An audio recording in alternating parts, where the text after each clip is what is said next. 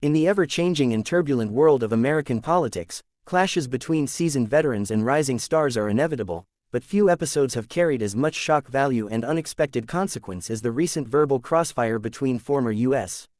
President Bill Clinton and Congresswoman Jasmine Crockett, where Clinton's criticisms of Crockett's legal career were met with a sharp, articulate, and unapologetic rebuttal that not only silenced him in the moment but also sparked a nationwide debate about generational divides, political hypocrisy, and the evolution of leadership in the Democratic Party. Clinton, long considered one of the most skillful orators and political tacticians in modern American history, decided to question Crockett's qualifications and accomplishments as an attorney before her rise to Congress, framing her career as insufficient, untested, and opportunistic in comparison to the political heavyweights of the past.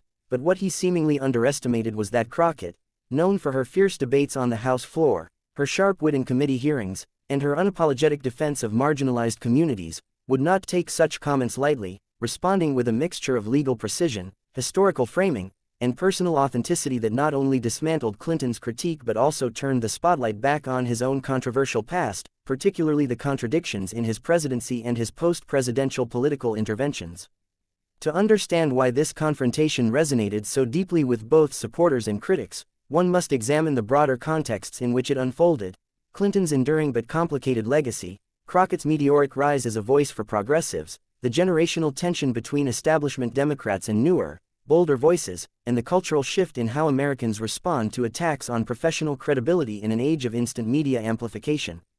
Bill Clinton, the 42nd President of the United States, remains a towering figure in Democratic politics, celebrated by many for his charisma, communication skills, and economic record during the 1990s, but also marred by scandals, contradictions, and a leadership style that often left younger generations questioning whether his model of triangulation and political compromise truly benefited working Americans or simply entrenched corporate influence.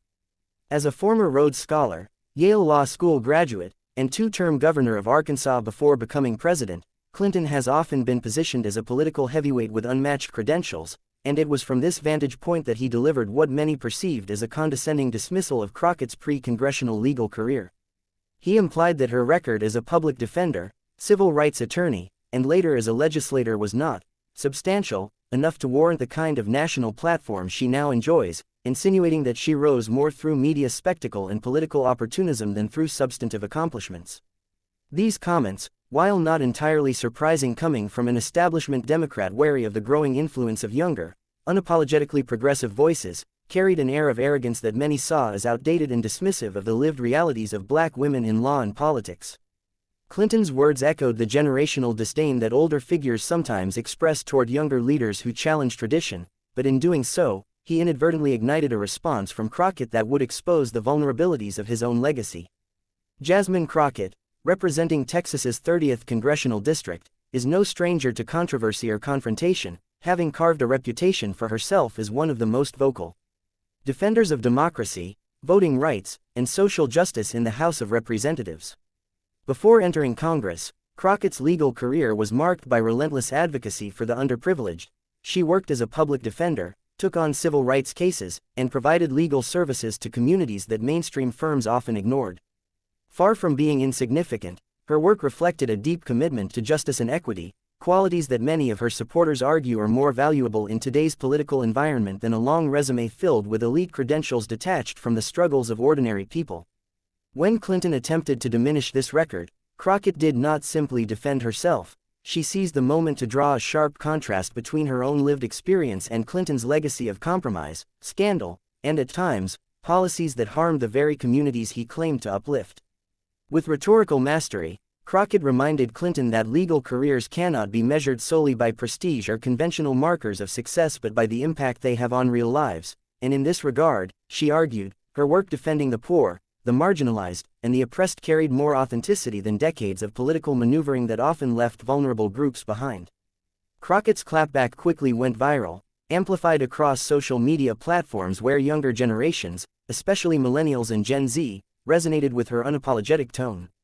In her rebuttal, she not only cited her accomplishments but also pointed out the contradictions in Clinton's record, including the 1994 crime bill, which disproportionately targeted black and brown communities through mass incarceration, and his administration's embrace of neoliberal economic policies that exacerbated income inequality. By highlighting these points, Crockett shifted the narrative from a defensive posture to an offensive critique, essentially turning the spotlight on Clinton's weaknesses rather than dwelling on her own credentials. In one particularly stinging remark, she is reported to have said that dismissing the value of public defense work reveals more about Clinton's elitism than about her qualifications, underscoring how systemic bias against grassroots legal careers often comes from those who benefited from privilege. The result was a rhetorical reversal in which Clinton, rather than Crockett, appeared outdated, elitist, and out of touch with modern democratic values. The broader political implications of this clash cannot be understated. Clinton, despite no longer holding office, has long served as a symbolic guardian of the Democratic establishment, often stepping into debates to remind the party of its centrist roots and its Big Tent philosophy.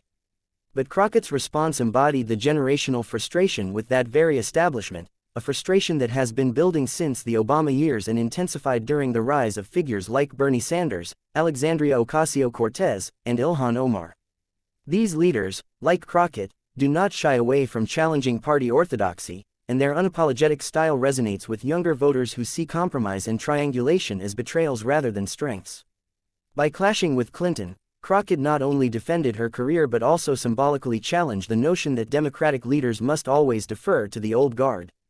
In doing so, she expanded her influence beyond her district, cementing herself as a national voice in the ongoing struggle to redefine what the Democratic Party stands for in the 21st century. The media's reaction to this episode reflected these deeper divides. Establishment-friendly outlets initially framed Clinton's comments as constructive criticism of a rising star, but the viral spread of Crockett's rebuttal forced them to reckon with the possibility that Clinton had miscalculated. Progressive commentators hailed Crockett's defense as a much-needed example of how younger Democrats should stand up to figures of the past, refusing to allow their narratives to be shaped by outdated metrics of success. On social media, hashtags supporting Crockett trended for days, while memes juxtaposing her fiery words with Clinton's uncomfortable reactions became symbols of generational triumph. The episode also reignited debates about Clinton's post-presidential role in the party. Should he still be afforded a platform to critique rising leaders, or has his time passed, particularly in light of controversies that continue to haunt his legacy? Perhaps most importantly, Crockett's response carried implications for how we think about legal careers and political legitimacy. Clinton's dismissal of her work as a public defender revealed a long-standing hierarchy in the legal profession, where corporate lawyers, elite academics, and political insiders are often seen as more prestigious than public interest lawyers, even though the latter directly impact vulnerable populations. Crockett's defense not only elevated the importance of such careers but also exposed the hypocrisy of political figures who celebrate justice rhetorically while demeaning the actual practitioners of it. In this sense, her rebuttal transcended personal defense and became a rallying cry for all who have devoted their careers to grassroots advocacy, reminding the nation that legitimacy in public service should not be measured by elite approval but by tangible contributions to justice and equity. Looking at the longer arc of history, the Clinton-Crockett clash symbolizes a broader shift in American politics. Clinton represented the Democratic Party of the 1990s and early 2000s, centrist, pragmatic, focused on economic growth through globalization, and often willing to compromise with Republicans. Crockett, by contrast, embodies the Democratic Party of the future, bold, unapologetic, less interested in compromise, and more committed to confronting systemic inequities head-on. The two approaches are not merely different strategies but reflect fundamentally different worldviews shaped by their respective generations. Clinton came of age in a political environment where Democrats felt the need to prove themselves as fiscally responsible and tough on crime to win elections. Crockett emerged in an era where the failures of those very policies are evident in mass incarceration, racial disparities, and economic inequality, and where compromise is often seen as complicity. Their clash was therefore not just personal but ideological, a collision between two different eras of Democratic politics. As the dust settles, it is clear that Clinton underestimated Crockett. His attempt to undermine her career instead elevated her, giving her a platform to not only defend herself but also to redefine what it means to be a legitimate political leader in today's America. Her rebuttal left him, if not entirely silenced, then certainly diminished in the eyes of many who witnessed the exchange. It also reinforced the lesson that dismissing the experiences of women of color in politics is no longer a safe move for the old guard. Crockett's response was not just a defense of her career but a statement of principle, one that will likely inspire other rising leaders to stand firm in the face of establishment critiques. In this sense, Clinton's attack backfired spectacularly, becoming less a critique of Crockett and more a self-inflicted wound to his own relevance. The story of Clinton versus Crockett will undoubtedly continue to reverberate in political discourse, not merely as a sensational moment of confrontation but as a symbolic turning point in the ongoing struggle over the future of the Democratic Party. Whether Clinton will choose to remain engaged in such debates or retreat from the spotlight remains to be seen, but what is certain is that Jasmine Crockett has emerged stronger, more visible, and more respected as a result of this clash. For a party that desperately needs to energize younger voters and inspire confidence in its future leaders, this moment may well be remembered as the day a former president's attack inadvertently boosted the credibility of one of the next generation's fiercest voices.